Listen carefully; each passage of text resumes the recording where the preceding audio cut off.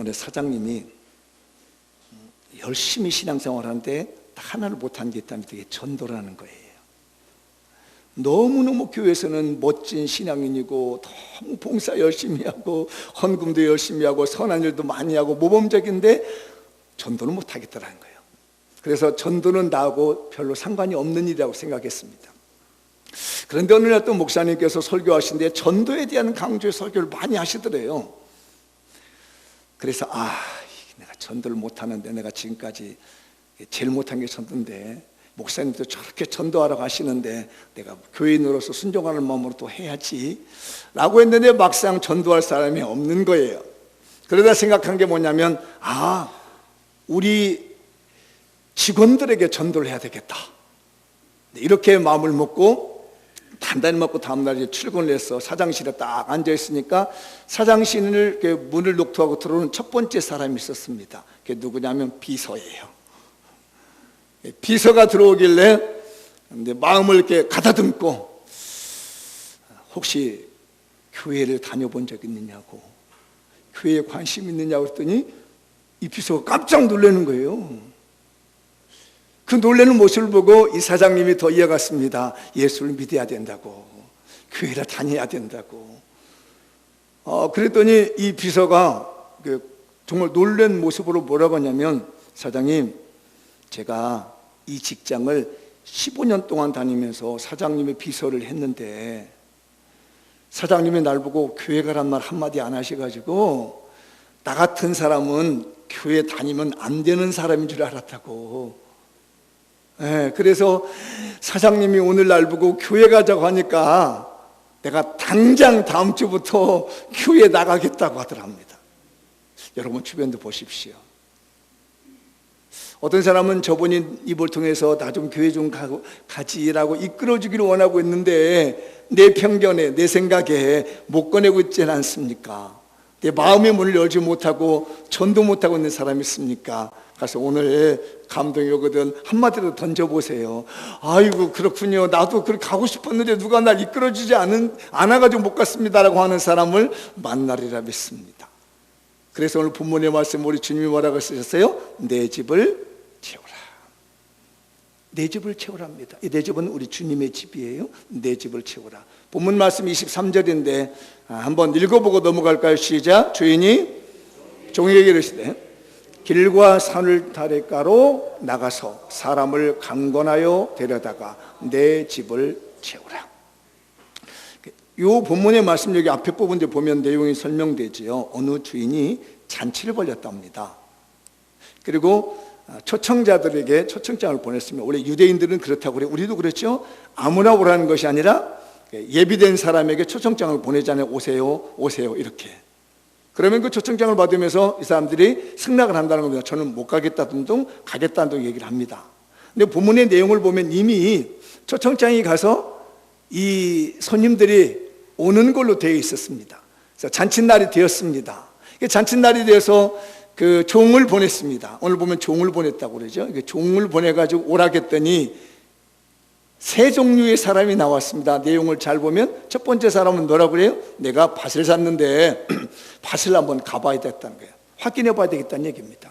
두 번째 사람은 뭐냐면 내가 소 5개를 샀는데 5결이 10마리잖아요. 한 결이가 2마리니까 시험을 해봐야 되겠다는 얘기입니다. 그래서 못 가겠다는 건데 첫 번째 사람은 요청을 합니다. 간청합니다. 아이고 미안하게 됐다고, 내가 밭을 샀는데 못 가게 됐다고 주인에게 말씀 좀 잘 들어달라고 얘기를 합니다. 두 번째 밭을 산 사람 뭐라고 하냐면 미안하게 됐는데 좀 강도가 약해서 미안하게 됐는데 내가 밭을 사서 가면 소를 샀는데 가봐야 되겠다고, 소를 시험해 봐야 되겠다는 거예요.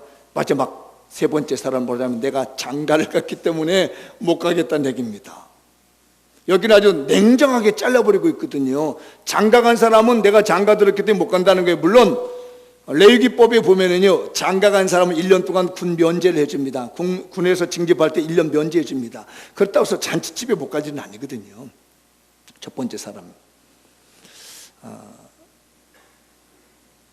여러분 생각해 보세요. 땅을 살 때 땅을 보고 사시나요? 안 보고 사시나요?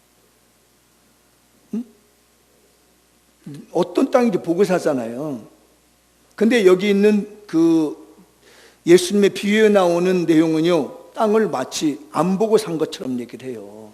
땅을 사놨는데 그 땅이 어디 있는지 가보겠다는 말이에요. 말도 안 되는 얘기로 핑계대고 있는 겁니다. 잔치집에 오라는데 말이 안 되는 얘기예요. 어떤 바보가 땅도 보지도 않고 사는 사람이 어디 있습니까?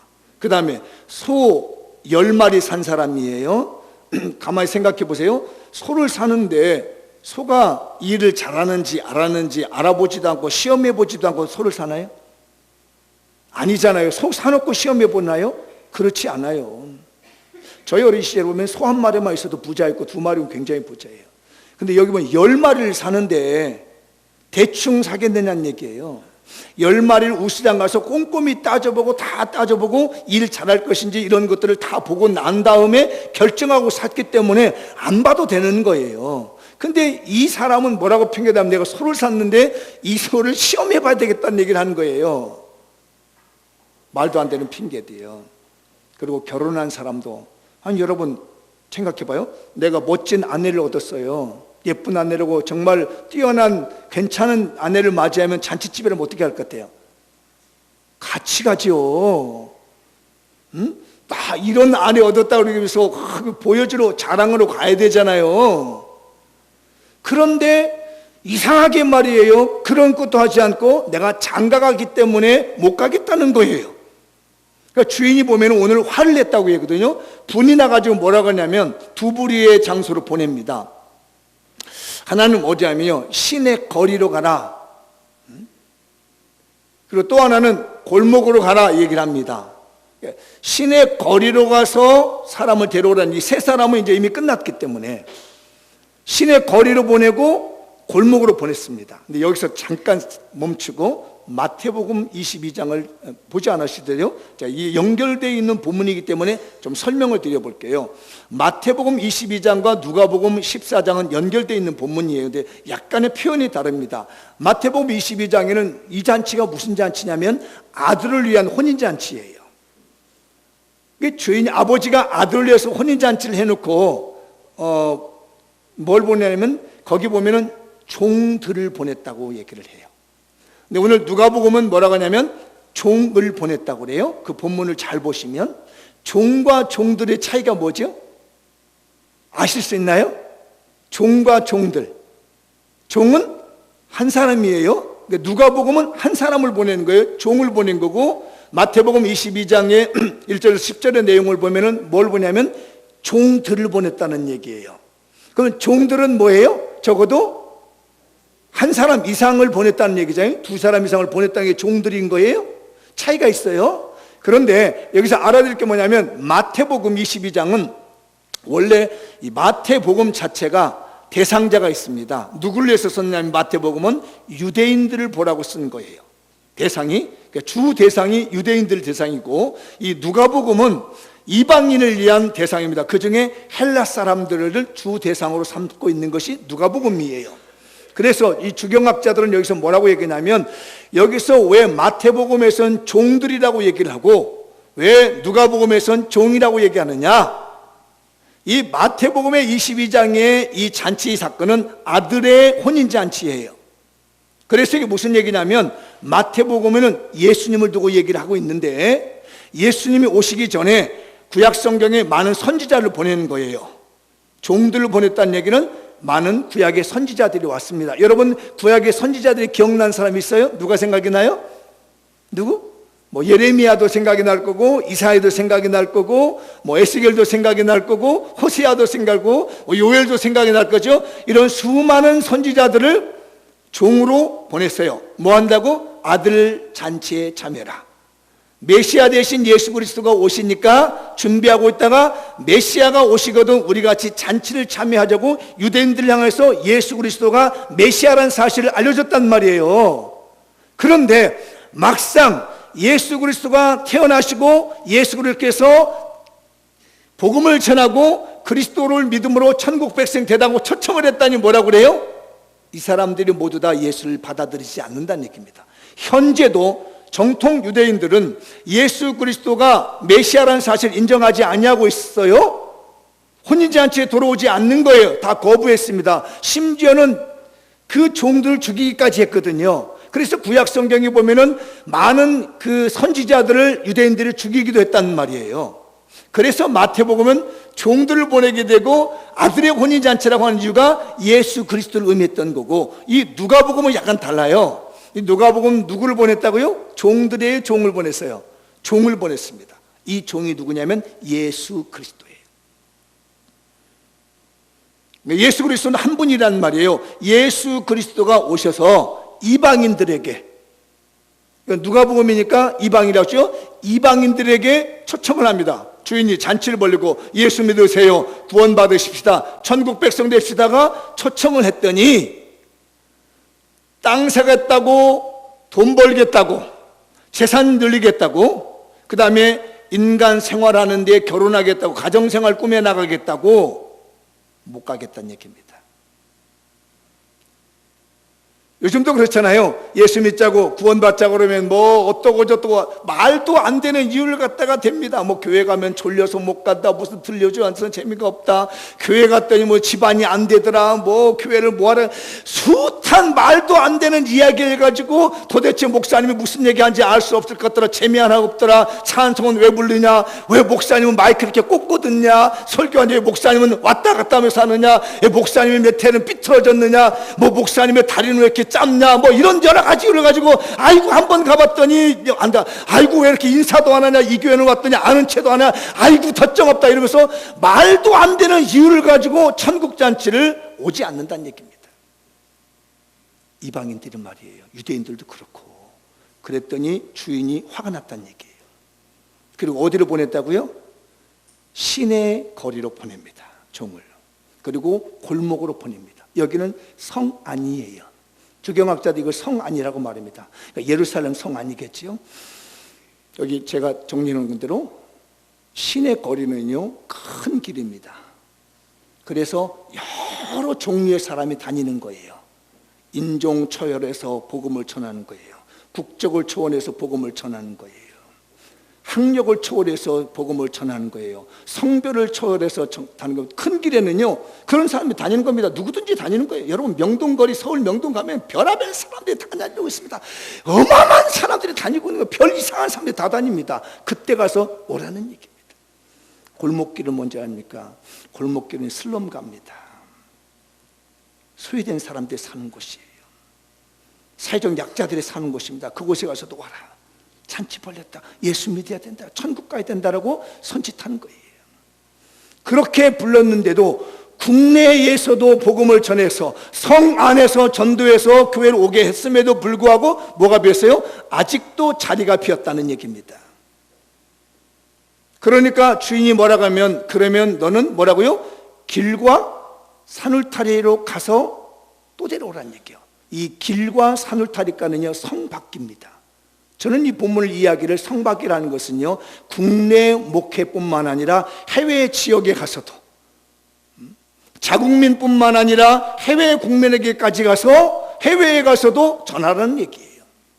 그래서 내 집을 채우라. 그런데 여기 본문에 뭐라고 하냐면 강권하여 내 집을 채우라고 얘기하고 있거든요. 강권한다는 말은 저는 처음에 어떻게 하냐면 막 억지로 막 끌어다가 앉혀놓은 줄 알았습니다.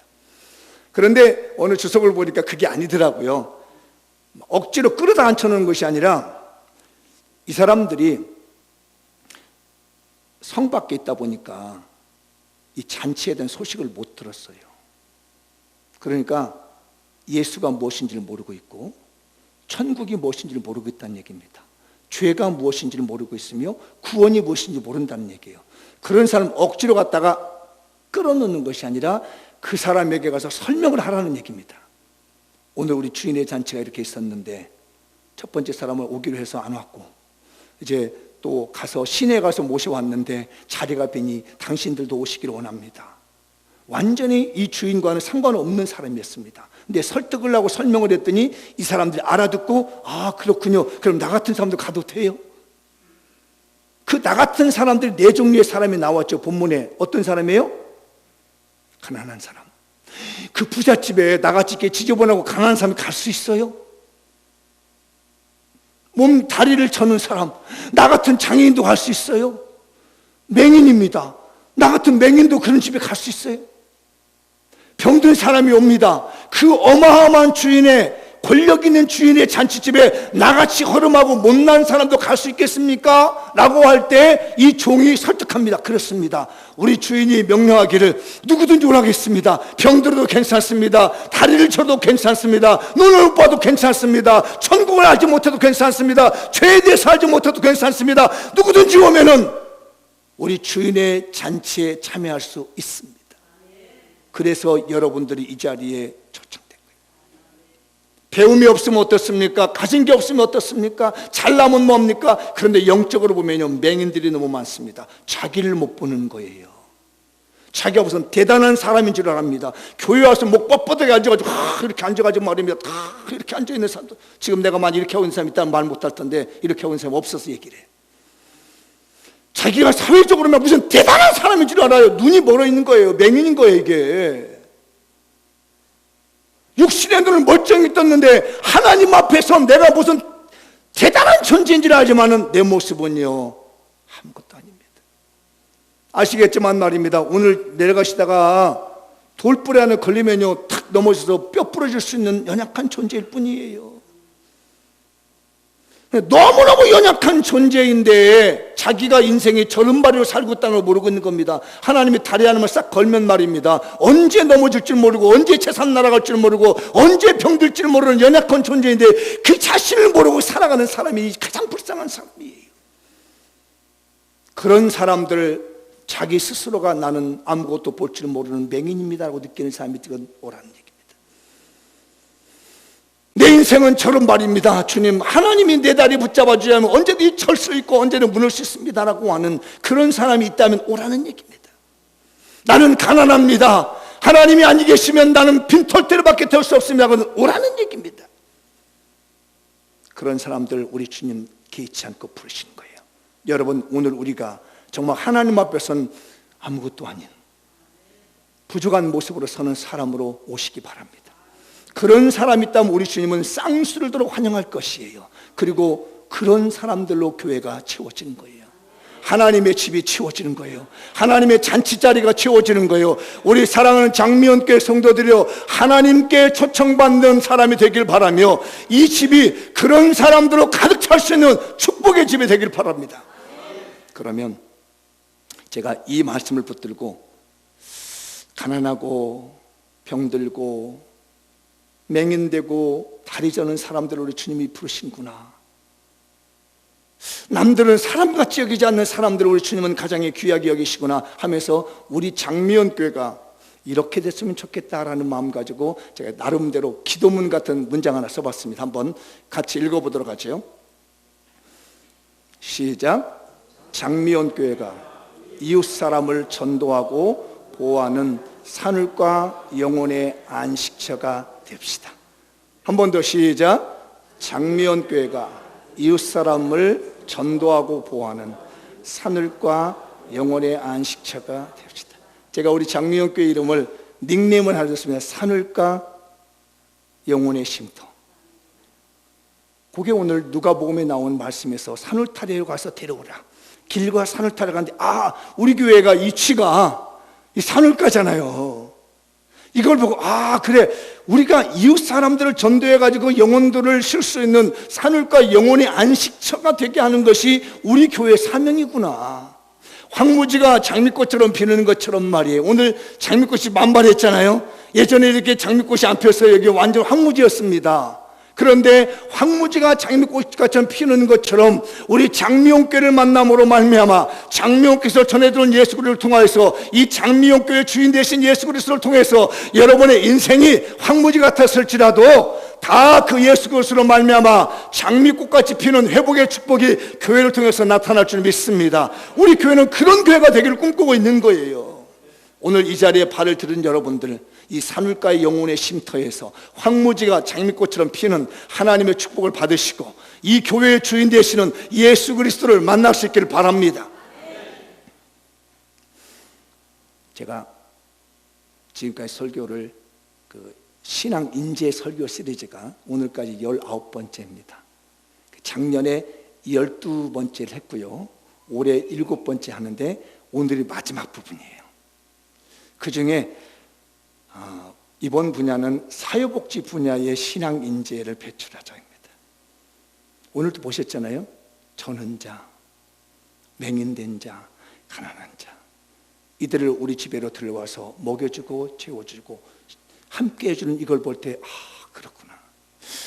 여러분들 혹시 이런 말 들어보셨나요? 사회복지관이라는 말 들어보셨나요? 들어보셨죠? 요양원이라고 들어보셨나요? 청소년 쉼터라고 들어보셨나요? 뭐 이런 얘기들 있죠. 이런 걸 통칭해서 뭐라고 하냐면 이제 그 사회복지 전문 용어로는 인보관이라고 합니다. 우리말 인보관. 인보관이라는 말은 인자가 이웃 인자예요. 그러니까 이웃 사람들을 보호해주는 집이라는 뜻이에요. 인보관이. 그러니까 지역사회에 있는 지역보금 아직도 요즘 알아요? 아니에요. 그 지역사회에 있는 어려움 당한 사람들을 모셔다가 관리해주고 도와주고 케어해주고 서비스해주는 거, 이런 집을 갖다가 인보관이라고 합니다. 세틀먼트 하우스라고 하는데요. 인보관이 하는데 이거를 최초로 만든 분이 있습니다. 그게 목사님이세요. 그 목사님께서 이런 지역사회에 있는 어려움 당하고 있는 사람들을 위해서 이웃을 보호하는 집을 만들었습니다. 1800년대에 영국이 산업혁명이 일어났습니다. 그래가지고 부자가 됐어요. 돈이 많아집니다. 어디에 많아져요? 도시에 돈이 많아집니다. 도시에서 돈 벌기가 좋아졌습니다. 그러니까 시골에 살고 있는 농촌의 촌뜨기들이 다 어디로 가냐면 시골 다 내버려두고 도시로 다 몰려들었습니다.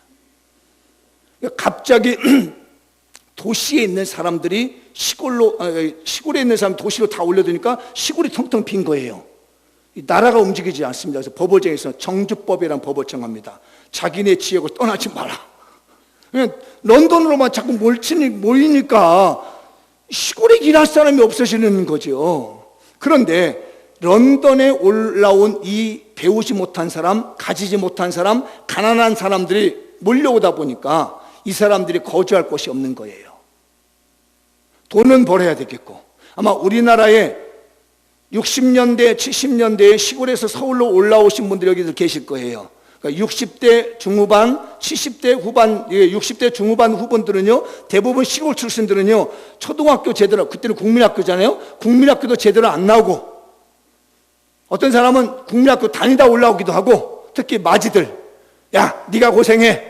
가서 동생들 돈 벌어서 키워야지 하면은 눈물을 머금고 이 마지가, 특히 딸들은 더 심했습니다. 이 딸들이 다 공부 대회를 치고 서울로 올라왔습니다. 봉제공장 이런 데로 올라와서 거주하는데 갈 곳이 없는 거라요. 1800년대 영국이 그랬습니다.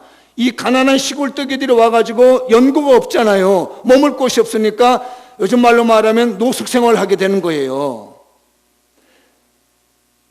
런던 드림을 가지고 왔는데 실제적으로 거주할 곳이 없고 인건비를 자치당하게 있고 너무너무 허름하게 살고 있는 겁니다. 그 골목길에서 그 사람들이 뭉쳐서 사는데 하루 끼니를 때리는 것도 너무 힘들고요. 먹고 사는 것도 힘들고요. 정말 도시로 와서 뭔가 부자 되겠다고 왔는데 가진 게 없는 거예요. 해결할 길이 없는 거예요. 아마 우리 교인들 중에서도 그런 절박한 생활을 하고 오늘까지 오신 분들이 계실 거예요. 그런 빈민가의 모습을 본 분이 있습니다. 그분이 바로 사무엘 바네트라고 하는 목사님의 눈에 이렇게 보인 겁니다. 이 목사님이 그들 보니까 너무너무 가슴이 아픈 거예요. 시골에서 올라와가지고 도시에 있는데 도시 빈민가에 너무 처절하게 살고 있는 그가 너무 안쓰러워 불쌍해서 안 되겠다, 내가 이 일에 대해서 일을 해야 되겠다 싶어져서 1884년도에 토인비 홀이라고 하는 사회복지 시설을 만듭니다. 이것이 최초의 근대 사회복지의 사회복지관이에요. 원래 사회복지의 발상지가 영국이라고 합니다. 근대 사회복지의 발상지가요. 왜냐하면 1601년에 엘리자베스 여왕이 구빈법을 제정하면서 그동안은 민간인들이 이 구제했었던 것을 국가가 법적으로 책임지게 만드는 것이 1601년이에요. 그래서 그때부터 영국의 복지가 시작돼서 세계 열방으로 퍼져나가게 되는 거거든요. 이때 사무엘 바네트 목사님이 그들이 너무 안쓰러운 겁니다. 본인의 모교가 옥스퍼드 대학교입니다. 옥스퍼드 대학교에 찾아가서 젊은 청년들을 설득합니다. 우리 런던, 동런던 쪽에 있는 저 빈민가가 있는데 저 사람들 좀 봐라. 우리가 배운 사람으로서 뭔가 도와야 되지 않겠느냐. 당신이 목회하는 그 교회의 청년들을 모았습니다. 얘들아, 저 런던에 있는 저 빈민가에 있는 불쌍한 사람들 있지 않느냐. 우리가 저걸 내버려두면 안 되지 않겠냐. 우리가 좀 돌아봐줘 설득하고 가르치는 가운데 이 젊은이들이 마음을 움직였습니다.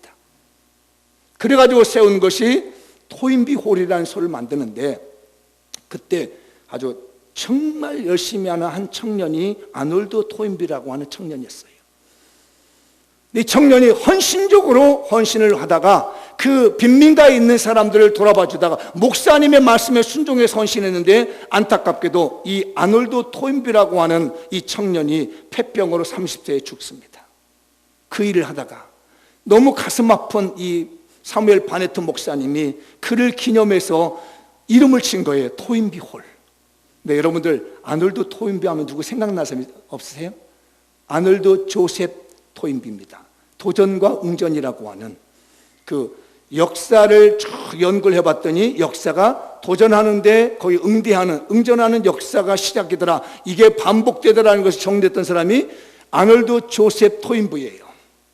근데 이 아놀드 조셉 토인비와 여기 지금 최초로 세운 근대의 사회복지관, 이게 인보관이라고 하죠. 이웃을 보호해주는 이 집을 만든 기념이 되게 했던, 그래서 자기 목숨을 걸고 헌신했던 이 젊은 청년이 아놀드 토인비인데 그 사람의 작은 아버지입니다. 제가 이걸 보면서 정말 주를 위해서 헌신하고 있는 그 집안을 하나님이 위대하게 역사하게 쓴다는 말이 정말 가짜가 아니고 진짜라는 걸 제가 느끼게 됐어요. 이 사무엘 바네트 목사님의 이 헌신적으로 인해서 그 지역에 슬럼가에 있는 젊은이들을 시골에서 올라온 배우지 못한 사람들 다 불러다가 토인비를 해서 먹여주고 가르쳐주고 입혀주고 챙겨주기 시작했어요. 이걸 5년 후에 미국에서 제인 애덤스라고 하는 여인이 영국에 왔습니다. 봤더니 이 토인비 홀이라고 하는 인부관에서요, 가난하고 힘들고 어려운 사람들이 거기서 먹고 자고 하는 거예요. 지금까지의 구제는 어떻게 했냐면, 여기는 우리 권사님이 가난하다 그러면요, 목사님이 쌀 갖다 주었습니다. 돈 갖다 주면서 잘 살아 하는 형태였어요. 미국도 그랬고 영국도 당시에요. 1800년대. 그런데 이 토인비 홀에 와보니까 그게 아니라는 말이에요. 가난하고 헐벗고 힘든 그 사람들을 다 그 토인비 홀에 데리고 온 거예요. 거기서까지 기숙하면서 먹고 생활터전을 만들어주다는 겁니다.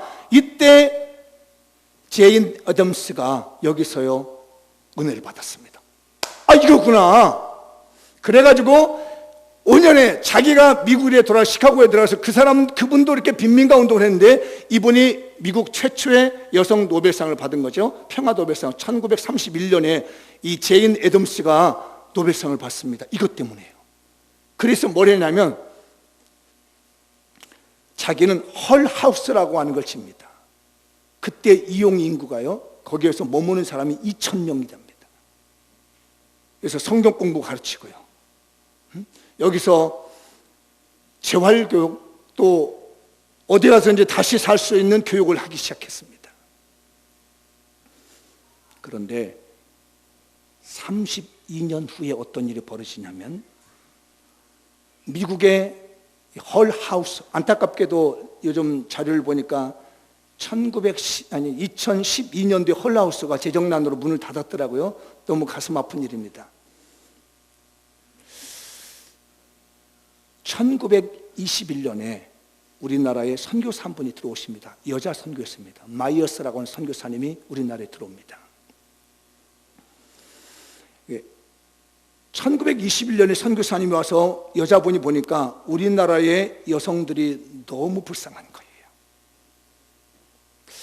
여자들 공부하면 안 된다는 겁니다. 남자는 공부해도 여자는 공부하면 안 되는 거예요. 그래서 이분이, 마이어스 선교사님이 여기 이제 이완용의 주택이었던 명월관을 구입했다는데, 정확히 제가 한 번 더 찾아봐야 될 부분이고 사실인지도 아닌지도 더 규명되었지만 이런 자료가 있어요. 당시 이완용의 집이었던 명월관을 사다가 거기다가 세틀먼트 하우스를 만듭니다. 그게 최초로 우리 기독교의 근대 사회복지기관인 태화여자관이에요. 뭘 했느냐면 낮에는 집에서 일을 하고 밤에는 일을 불러들였습니다. 이 선교사님이 이 집에 불러들여서 성경 공부 가르치고 한글 가르쳐주고 음식 가르치고 재능을 가르쳐가지고 여성들이 사회활동을 할 수 있도록 해주면서 그가 예수 믿게 만들어준 그 유명한 마이어스 선교사님이십니다. 지금은 태화재단이라고 해서 지금 존속하고 있습니다. 우리나라에는 저는 자, 가난한 자, 맹인된 자, 병든 자 이들을 다 내 집에 채워놓고 예수를 가르치고 복음을 가르치고 자활할 수 있는 능력 가르치시고 문맹을 퇴치해주고 이걸 누가 했느냐? 선교사님들이 하셨고 기독교 신앙 양심을 가지고 있는 신앙의 인재들이 하나님의 나라를 헌신하고자 하나님의 복음을 위해서 헌신하고자 했던 숱한 신앙의 선배들이 우리나라에 보여준 혜택인 거예요. 우리도 이웃을 보호해 줄 수 있는 하나님의 집이 되어야 되겠습니다. 그래서 우리 교회에 있는 지역아동센터도 있지요. 그것이 바로 세틀먼트 하우스라는 거예요. 이웃을 보호해 주는 집이라는 말입니다. 그것을 목사님이 만들었어요. 그것을 우리나라에 최초로 가지고 들어오신 분이 기독교 선교사님이었습니다. 저는 요즘 꿈을 꾸고 있습니다. 여러분들도 그러라고 믿는데 자꾸 북한문 열리려고 하고 있습니다. 통일이 되려고 하고 있습니다. 그래서 제가 4가지의 세틀먼트 하우스를 생각하고 있습니다. 하나는 교회를 짓는 겁니다. 하나는 병원을 짓는 겁니다. 하나는 학교를 짓는 겁니다. 하나는 사회복지관을 짓는 겁니다. 제가 이 설교를 했더니 우리 아들이 받았습니다. 우리 큰아이가 봤더니 아빠, 만약에 아빠 시대 때 이게 이루어지지 않는다면 내가 하겠습니다.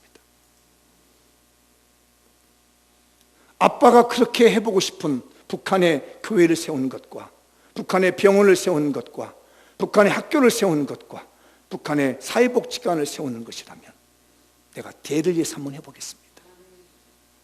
기독교 신앙에 입각한 기독교 신앙 양심을 가지고 있는 우리 세대, 또 지금 중고등학교에 초등학교에 있는 이 세대들이 기성세대가 되었을 때 만약에 통일문이 열린다면 우리는 장미연교에서 비록 작지만 이곳에서 이런 인재가 배출되길 저는 소망합니다. 눈물 흘리며 씨를 뿌리는 자는 기쁨으로 탄을 거두러 온답니다. 우리 주변 보면 우리 성도들 사실 다른 큰 교회 보면 너무너무 작습니다. 나사렛에서 무슨 선한 것이 나올 수 있겠느냐 할 수 있습니다.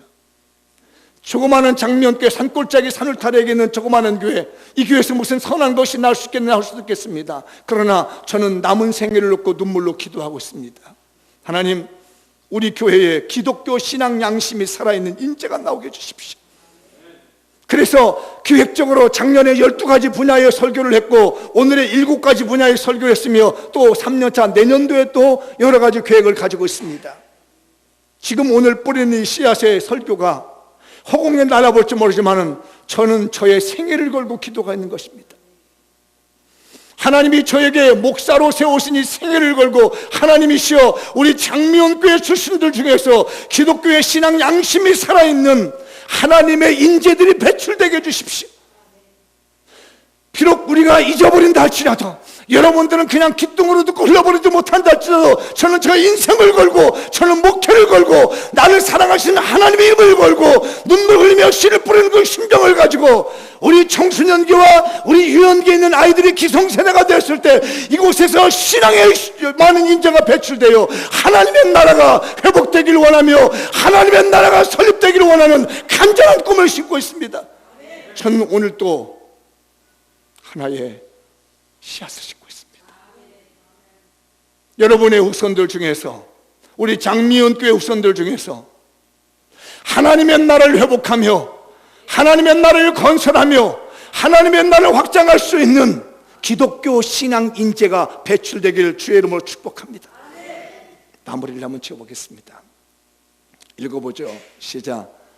장미연교회가 이혼 영혼을 우선적으로 보호하는 하나님의 집이 됩시다. 장미연교회가 그리스도의 복음을 가지고 소외된 이웃과 사회적 약자, 강팍한 영혼을 전도하는 하나님 나라의 영적 인재들이 되십시다.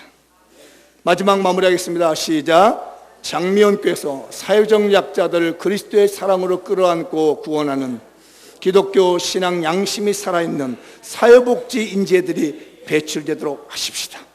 여러분의 가문과 우리 교회의 모든 성도들에게 신앙의 인재가 각 분야에서 나타나기를 주의 이름으로 축복합니다. 기도하겠습니다.